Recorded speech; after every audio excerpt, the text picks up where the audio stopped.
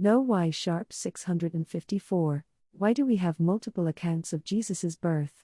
Post contributed by Scripture Central. 보라, 처녀가 잉태하여 아들을 낳을 것이요. 그들이 그의 이름을 임마누엘이라 부르리니 이는 해석하면 하나님이 우리와 함께 계시니라. 마태복음 1장 23절 이사야 7장 14절 참조. 더노. 수천 년 동안 세상은 인류를 구속할 약속된 메시아를 고대했습니다. 구약전서는 메시아의 생애, 성역, 속죄희생에 대한 예언적 메시지와 예표로 가득 차 있으며 때가 되면 그분이 모든 것을 바로잡기 위해 오실 것임을 증거합니다. 그러므로 메시아 탄생에 약속된 도래는 어느 반구에서도 눈에 띄지 않을 수 없었습니다. 여러 선지자와 역사가들이 예수 그리스도의 출현과 그분의 탄생의 기적적인 상황을 연대순으로 기록했습니다. 신약전서에서 마태와 누가는 예수 그리스도의 탄생으로 이어지는 사건들과 그분의 어린 시절에 있었던 중요한 사건들을 기록했습니다. 두 기록 전체에 걸쳐 상당한 일관성이 발견됩니다.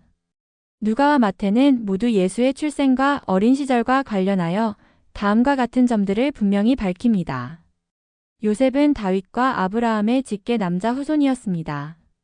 마태복음 1장 1절, 16절, 20절, 누가복음 1장 27절, 32절, 2장 4절. 마리아와 요셉은 예수가 잉태될 때만 약혼한 상태였고 예수가 태어나기 전에는 성관계를 갖지 않았습니다. 마태복음 1장 18절, 25절, 누가복음 1장 27절, 34절, 2장 5절.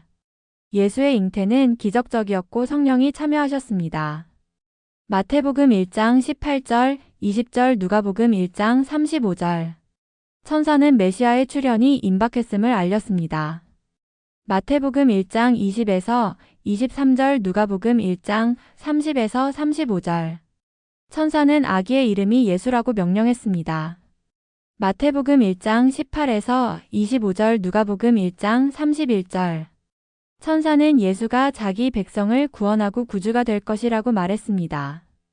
마태복음 1장 21절, 누가복음 2장 11절. 아기는 처녀에게서 태어났습니다. 마태복음 1장 23절, 25절, 누가복음 1장 34절. 출생은 베들레헴에서 일어났습니다. 마태복음 2장 1절, 누가복음 2장 4절에서 6절. 이 탄생은 헤롯 대왕의 통치와 연대순으로 관련되어 있습니다. 마태복음 2장 1절, 누가복음 1장 5절. 거룩한 아기는 나사렛에서 필멸의 존재로 양육되었습니다. 마태복음 2장 23절, 누가복음 2장 39절.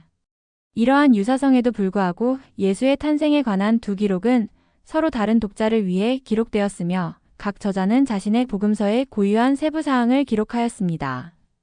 이것은 각 복음서 저자가 특정 청중에게 구주의 성역의 다양한 측면을 강조하는 데 도움이 되었을 수 있습니다. 예를 들어 마태는 주로 유대인 청중을 대상으로 복음서를 씁니다. 마태는 예수에 대한 족보를 시작할 때부터 구세주의 조상들을 14명씩 세 그룹으로 신중하게 조직함으로써 예수가 어떻게 다윗의 자손인지를 보여주려고 합니다. 마태복음 1장 1절에서 17절 이 조직은 게마트리아라고 하는 히브리어 관습을 사용했는데 게마트리아는 각 숫자와 단어의 숫자 값을 부여했습니다. 히브리어로 된 다윗의 이름은 14의 가치를 지녔으며 주의 깊은 유대인 독자들은 마태의 복음서를 읽으면서 예수의 참 본성에 관한 마태의 단서를 포착할 수 있을 것입니다. 마태는 3명의 동방 박사의 방문과 헤롯의 능력에 대한 관심으로 그리스도의 탄생이라는 왕실의 주제를 더욱 발전시킵니다. 동방 박사들은 마태복음 초기에 예수의 탄생의 표적을 인식하고 그분을 유대인의 왕으로 선포한 동방에서 온 부유하고 영향력 있는 사람들이었습니다. 마태복음 2장 1절에서 2절 그들의 선물은 동방 박사들이 제공한 부를 나타내지만 이 칭호에 어울리는 것으로 이해될 수 있습니다. 금은 예수의 왕권을 상징하고 유향은 그분의 제사 장직을 상징하며 모략은 그분의 죽음과 부활을 예표합니다. 마태복음 2장 11절 이 방문객들은 마태의 독자들에게 예수가 예언된 메시아, 이스라엘의 총독 겸 통치자, 유대민족의 회복자, 유대인의 영원한 왕이라는 사실을 더욱 확고히 해주었습니다. 반면에 누가는 동쪽에서 온 웅장한 방문객들에게 주의를 이끌지도 않았고 그의 복음서의 서두에서 예수가 이스라엘의 왕이었다는 선언을 명백히 하지도 않았습니다. 누가는 마리아에 초점을 맞추며 천사 가브리엘과의 경험을 나누면서 유아기 이야기를 시작합니다.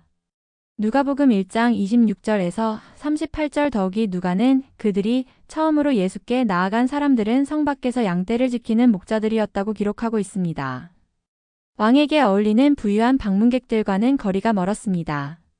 누가복음 2장 8절에서 16절 마태의 기록에 나오는 목자들과 부유하고 지적인 동방 박사들을 대조해보면 누가의 메시지는 좋은 소식, 즉 예수 그리스도의 복음이 부유한 사람들뿐 아니라 가난한 사람들도 위한 것임을 시사합니다. 그러므로 새로 태어나신 메시아 선한 목자의 첫 증인들이 그들 자신이 문자적으로 베들레헴에서 온 목자들이었다는 것은 매우 적절합니다.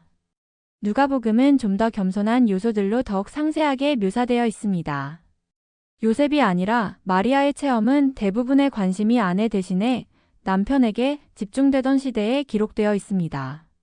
마리아의 젊음과 하나님 아버지의 뜻에 기꺼이 순종하려는 의지는 쉽게 알려집니다.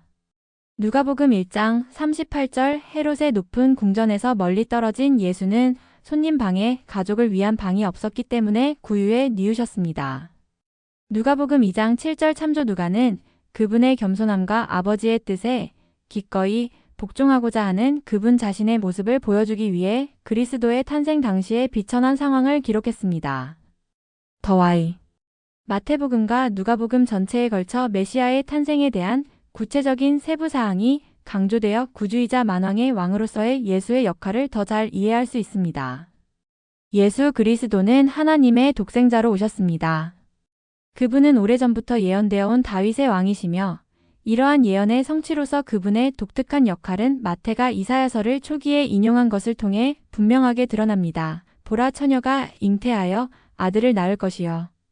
그들이 그 이름을 임마누엘이라 하리라 하니 이는 해석하면 하나님이 우리와 함께 계시는 것이니라. 마태복음 1장 23절, 이사야 7장 14절. 예수께서 사망과 지옥을 이기신 만왕의 왕이시듯이 선한 목자이십니다. 예수께서는 친히 나는 선한 목자라 선한 목자는 양을 위하여 자기 목숨을 버리느니라. 요한복음 10장 11절라고 선언하셨습니다.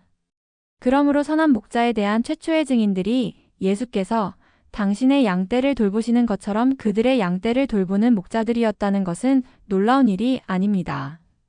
그분은 잃어버린 양을 찾고 방탕한 어린이들을 찾으시며 우리가 그분과 성약 관계를 맺고자 할 때 모든 사람을 그분의 품으로 환영하십니다. 복음서가 보여주듯이 예수의 구원 사역과 사역을 증언하기 위해 여러 증인들이 일어섰습니다. 헤롯 왕에게 메시아가 태어났다고 선언한 동방 박사들의 왕실 증인들과 겸손한 시골 목자들을 이용함으로써 온 세상은 그들의 목자이자 참된 왕이 도착했음을 알게 될 것이었습니다. 복음서 저자들이 사용한 이 두 가지 접근법은 상호 배타적인 것이 아니라 상호 향상시킵니다. 예수는 고귀한 왕으로 오셨습니까? 아니면 비천한 목자로 오셨습니까? 목자로 시작하여 그의 마을에서 예수가 태어난 다윗 왕처럼 구주는 둘 다이셨습니다. 이 두 이야기 사이의 역동적인 상호작용은 인생의 모든 위치에 있는 사람들을 이 시대를 초월한 이야기를 즐기도록 초대합니다. 알파와 오메가는 처음부터 끝까지 이 스펙트럼의 양쪽 끝을 포용하고 조화를 이룹니다. 오늘날 우리도 고대 독자들이 그랬던 것처럼 이 증인들을 통해 강화될 수 있습니다. 러셀 M. 넬슨 회장님이 최근 성탄절 말씀에서 말씀드렸듯이 매년 우리의 현재 상황에 관계없이 우리는 첫 번째 성탄절 밤에 세상에 임한 축복을 기억할 때 새로운 희망과 기쁨을 찾을 수 있습니다. 독생자를 보내실 만큼 우리를 사랑하시는 하나님께 감사드립니다. 예수 그리스도께서는 속죄 희생으로 우리 각자를 위해 세상을 변화시키셨다. 그분은 세상의 빛이십니다. 그분은 우리가 붙들어야 할 빛이십니다.